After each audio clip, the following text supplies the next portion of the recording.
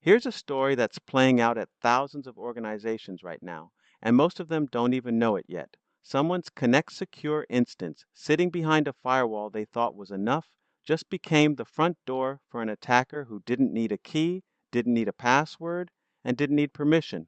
It's April 13th, 2026. This is Threatcast, and let me rewind to explain how we got here.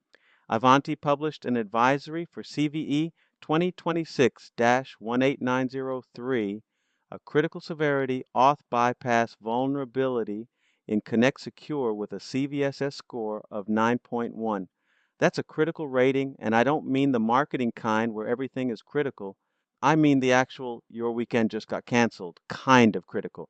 Ivanti making the list again, and honestly, at this point, they should just sponsor this channel because the content practically writes itself.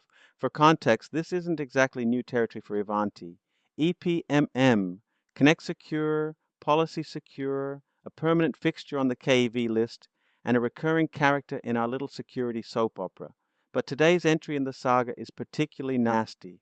So here's how the attack actually works, and I'm going to walk you through it step by step because understanding the mechanics matters.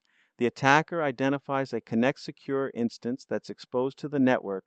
That's step one, and it's trivially easy because tools like Shodan and Census make finding these things about as difficult as a Google search. Step two, they craft a request that exploits the auth bypass flaw. No credentials needed. No fancy zero-day chain. Just a single well-formed request that takes advantage of how Connect Secure processes certain inputs. Step three, they're in, full auth bypass on the target, and from there, it's lateral movement, data exfiltration, persistence mechanisms, and all the other things that turn a single vulnerability into a full-blown incident that keeps your IR team busy for weeks. And this is the part where the abstract becomes concrete because vulnerabilities don't exist in a vacuum.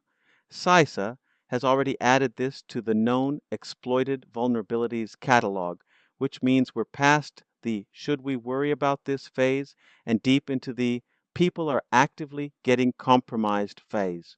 Federal agencies have a binding directive to patch, but if you're in the private sector, don't mistake the absence of a mandate for the absence of a threat. The organizations that patch this week will be fine. The organizations that wait for their next maintenance window are gambling, and the house always wins. On the compliance side, identification and auth and access control are both affected here, and that's not one finding.